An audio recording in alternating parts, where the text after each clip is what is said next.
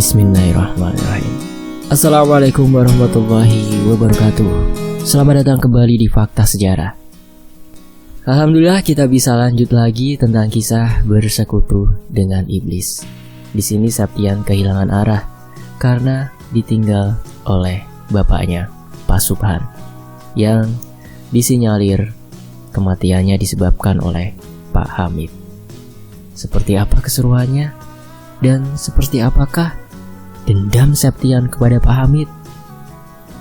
Sebelum kita masuk ke selengkapnya, alangkah baiknya kita harus berdoa dulu ya.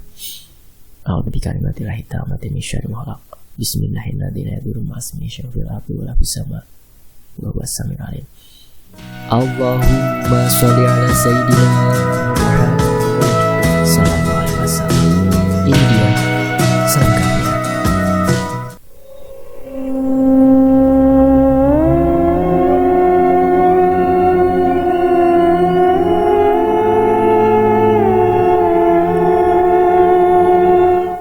Septian terus berteriak. Dia memanggil-manggil nama bapaknya dengan harapan teriakan dan tangisannya bisa terdengar. Bapak belum mati. Bapak janji untuk pulang. Aku gak mau bapak mati. Bapak belum mati. Teriak Septian dengan nada kesetanan. Kayla tak bisa berbuat apa-apa. Dia merasakan gejolak perasaan yang berbenturan menjadi satu. Rasa kesal di dalam hati, bingung, gundah, marah, emosi, sedih, semuanya menjadi satu. Kayla hanya bisa terdiam sambil memegangi pundak Septian yang sudah penuh dengan keringat. Tubuh Septian sudah tak setegar dulu lagi saat pertama kali Kayla mengenalnya. "Sep," ucap Kayla. Septian masih menangis. Beberapa suster telah berusaha untuk menyuruh Septian agar keluar. Namun, setelah jasad Pak Subhan dikeluarkan, Septian tetap tidak mau keluar dari kamar. Seolah-olah jasad yang baru saja dibawa keluar itu bukanlah bapaknya. "Bapak bohong," tangis Septian. "Bapak gak bohong, Sep. Kamu jangan bicara kayak gitu," ucap Kayla. "Bapak bohong," ucap Septian lagi. Kayla menenangkan sedikit demi sedikit emosi Septian yang belum juga stabil. "Sep, kita ungkap bareng-bareng semuanya. Aku akan mencari kebenaran tentang kematian bapakmu sampai selesai. Kamu juga bantu aku untuk mendapatkan semua informasi. Jelas, Kayla?" Septian menghapus air matanya dengan tangan kanannya. "Kamu mau kan bantu aku?" tanya Kayla yang tiba-tiba menjadi lembut dan menjadi wanita seutuhnya. Septian tidak menjawab. Dia pun bangkit sambil meninggalkan Kayla. "Sep, mau kemana?" tanya Kayla. Tetap saja Septian tidak menjawabnya. Kayla pun terpaksa memegangi pundak Septian. "Lepaskan, jangan halangi langkahku," ucap Septian dengan nada tegas. Kayla terkejut mendengar itu. Dia seperti bukan melihat Septian yang dulu. Septian yang penakut dan polos kini berubah menjadi Septian yang pemberani dan tegas. "Sep," ucap Kayla. Septian meninggalkan Kayla sendiri. Memang benar, ketika anak laki-laki yang disayang oleh ayahnya, maka dia akan menjadi tumbuh berbeda ketika ditinggalkan. Terlebih lagi, hubungan antara dirinya dengan ayahnya merupakan hubungan yang sangat harmonis. Bisa jadi si anak akan menjadi sesuatu yang berbeda. Sama seperti Septian, semenjak ditinggalkan oleh ayahnya, dia berubah 180 derajat dari yang biasanya. Septian sekarang seperti mawar hitam yang tumbuh di antara kegelapan malam. Dia akan terus menebarkan jati dirinya ketika kegelapan mulai merasuki tubuh dan warna gelapnya. Septian yang sekarang bukanlah Septian yang dikenal dulu oleh Kayla. Dia sudah merasakan sakit hati yang sangat dalam dan menyesak di dalam hatinya. Sakit hati itu disebabkan karena kehilangan Pak Subhan, ayahnya. Septian menyadari dirinya telah kehilangan arah semenjak Pak Subhan meninggal dunia. Segala sesuatu yang dilakukannya hanyalah sia-sia belaka. Berita tentang kematian Pak Subhan menjadi heboh dan menggemparkan.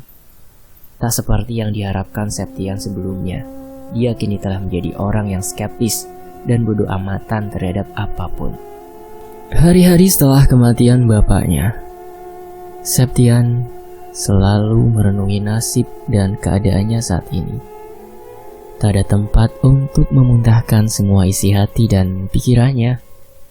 Tak ada gairah untuk kembali semangat hidup dan menjalani aktivitas seperti biasanya. Kehilangan seseorang memang sangat menyakitkan, apalagi orang itu adalah orang yang berharga bagi kita. Septian telah menunjukkan ekspresi dan emosi seluruh kehidupannya dengan cara yang normal. Seperti orang-orang kebanyakan, dia lebih menghabiskan diri dengan berdiam diri sambil memandangi foto ayahnya yang terpampang di dinding rumahnya. Hati Septian sudah mati. Dia lupa apa arti kebahagiaan yang sesungguhnya. Dia benar-benar hilang arah dan tujuan. Tangisan dan rasa sedih adalah satu perasaan yang menjadi satu, serta sesuatu yang memenuhi dan mewakilinya saat ini. Andai Bapak masih hidup, mungkin sekarang kita sudah makan berdua di meja makan, ucap Septian.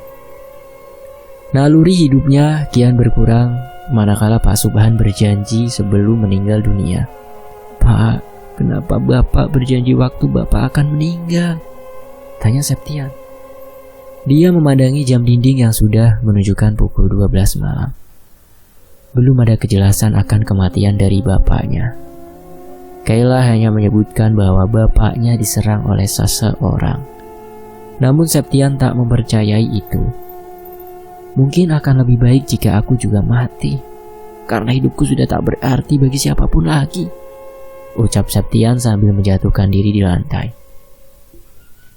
Septian kemudian tertidur dalam keadaan hatinya yang sedang berputus asa. Namun, dia kemudian bermimpi sesuatu yang aneh. Septian berada di sebuah tempat yang lapang. Dia melihat ada seseorang sedang memakan bangkai manusia. Septian tampak mengenali orang yang sedang memakan bangkai manusia itu. Pak Hamid? Tanya Septian. Orang itu tetap memakan dengan lahapnya tanpa memperdulikan panggilan dari Septian. Pak, Bapak sedang apa? Septian mendekati secara perlahan sembari memandangi sekelilingnya. Pak, ucap Septian sambil memukul pundak orang yang diyakini sebagai Pak Hamid. Orang itu membalikkan tubuhnya. Wajahnya penuh dengan kawat dan luka benda tajam. Di mulutnya penuh dengan potongan daging dan darah. Matanya menyorot tajam seperti serigala kelaparan. Septian menutup kedua matanya. Namun secara bersamaan dia mendengar banyak teriakan minta tolong. Kurang lebih 3-4 orang berteriak meminta tolong. Orang-orang itu tampak merengek kesakitan dan merasakan penyiksaan yang sangat berat seberat-beratnya. Septian merasa ketakutan.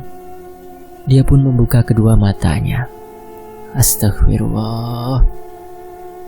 Septian melihat orang-orang yang dikenalinya sedang disiksa oleh makhluk-makhluk bertubuh besar, kekar, berbulu dan memiliki taring. Makhluk-makhluk itu mencambuki mereka dengan cambuk yang terbuat dari kawat. Tolong, Septian, nak, maafkan kami. Kami yang telah membunuh bapakmu. Septian terbangun, kepalanya menghantam kaki kursi yang berada di sebelahnya. Dia pun melihat jam dinding, ternyata sudah hampir subuh. Tadi itu apa? Tanya Septian sambil memegangi kepalanya sendiri. Di sekolahan, suasana sekolah tidak seperti seramai seperti biasanya. Anak-anak dihadapkan dengan berbagai macam problema dengan guru-guru yang karakternya berbeda dari biasanya. Semenjak kematian Pak Subhan, banyak guru-guru yang lebih fokus terhadap penilaian murid dari bidang materi. Sekolahan menjadi tempat berbisnis dan meraup keuntungan. Siswa yang dinilai tidak mampu, maka akan mendapatkan perlakuan yang kurang baik. Di pojok kelas, Kayla sedang terduduk sambil merenung. Dia benar-benar kehilangan arah untuk melanjutkan. Bagaimana caranya agar Septian bisa kembali seperti sedia kala? "Kay, kamu gak apa-apa kan?" tanya Hana. Semenjak kematian Pak Subhan, kita semua kehilangan arah. Kita gak tahu harus bagaimana untuk mengungkap secara rinci kematiannya yang dinilai tidak wajar. Jelas Kayla, kita dibingungkan dengan kekuasaan yang menguasai seluruh kehidupan kita. Keadilan dianggap tidak berlaku jika para penguasa mengambil alih tatanan yang di bawah kekuasaannya. Jelas Hana. Kayla hanya mengangguk. Memang benar, para penguasa sekolah telah merubah sistem awal menjadi sistem yang lebih bobrok. Hari ini kita harus menuju rumah Septian. Aku takut dia kenapa-kenapa, ucap Kayla. Terlebih lagi, Mawar sudah jarang berangkat. Apa ada sesuatu di balik kematian Pak Subhan? Tanya Kayla. Hana menatap tempat duduk Mawar. Pantas saja, tidak ada suara keributan dan gaduh. Mawar beberapa hari ini tidak masuk sekolah. Aku rasa Mawar itu orang baik, jelas Hana. Kayla terkejut mendengarnya. Mawar?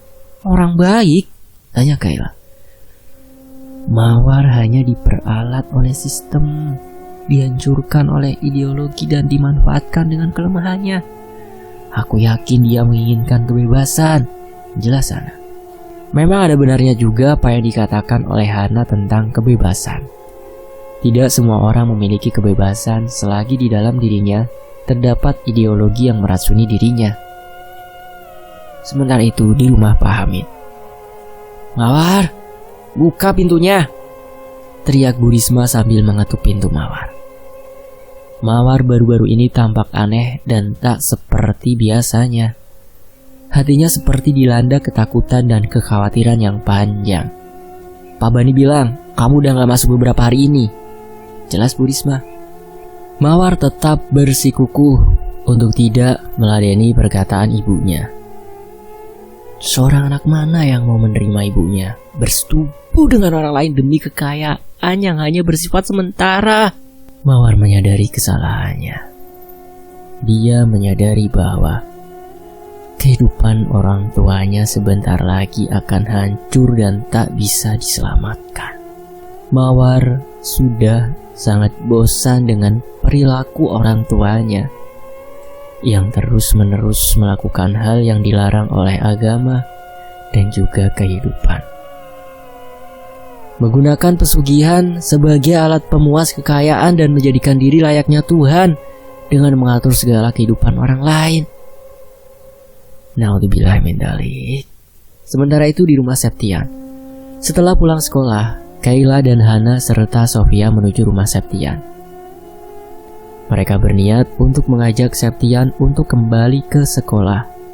Untungnya pada saat itu, Septian sedang berada di depan rumah sambil menyirami tanaman kesayangan bapaknya. Mereka bertiga langsung menuju Septian.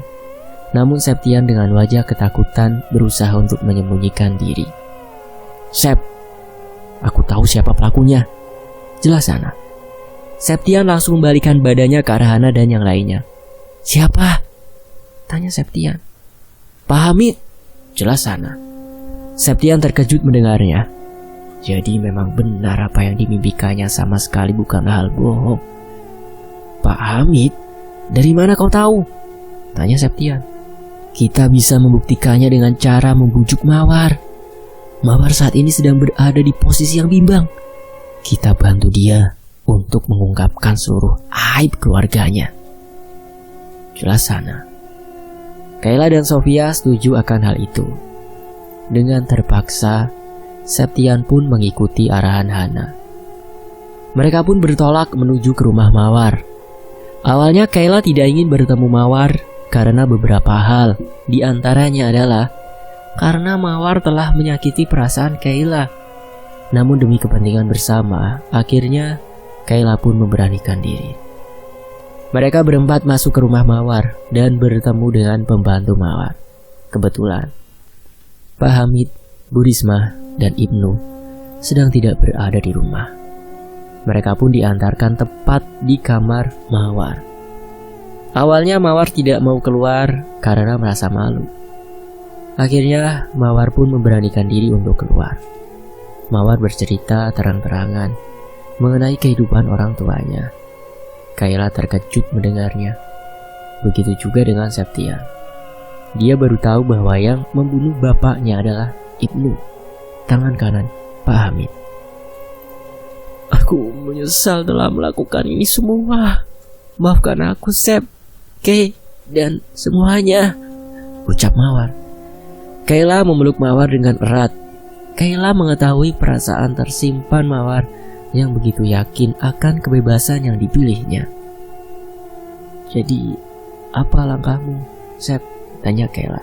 Aku akan membunuh Ibnu, jelas Septian. Tepat di hari itu juga, Ibnu sedang membagi-bagikan uang kepada seluruh guru-guru yang terlibat. Gunakan ini untuk biaya rumah sakit, ucap Ibnu kepada salah satu guru. Begitu juga dengan Bu Risma. Dia membagi-bagikan makanan dan uang kepada warga yang berada di sekitaran.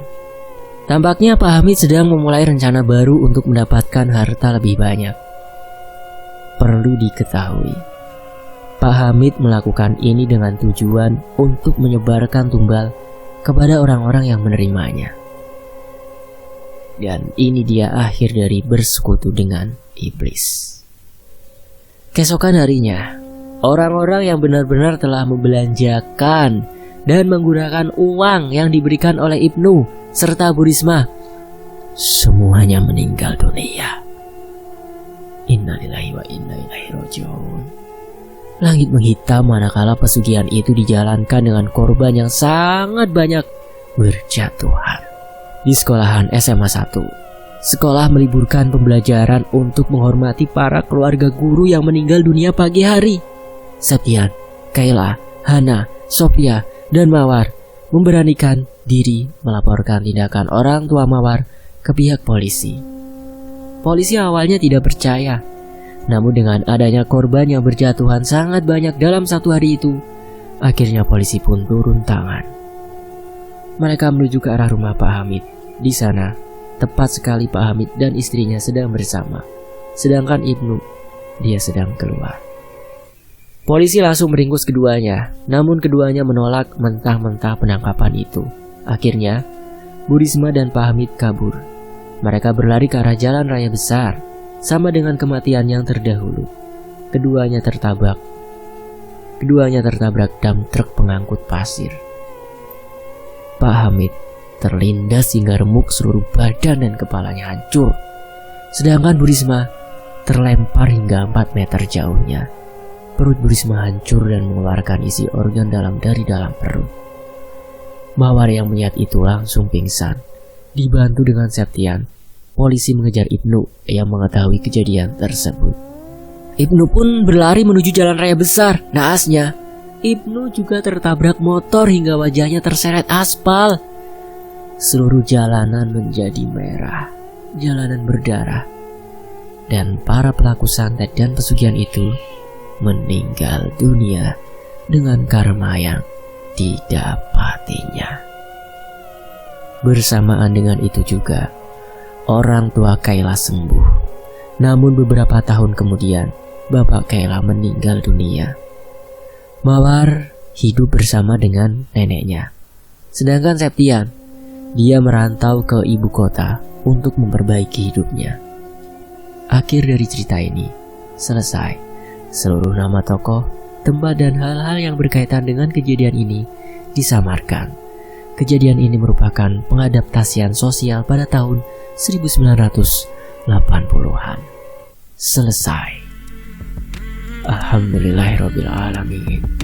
Terima kasih buat Mas Wira ya, yang sudah menyelesaikan kisah ini. Dan tentunya makasih nih buat teman-teman yang udah mau menunggu akhir dari kisah bersekutu dengan iblis ini. Saya pamit undur diri, sampai jumpa di kisah lainnya. Wassalamualaikum warahmatullahi wabarakatuh. Tetap di Fakta Sejarah.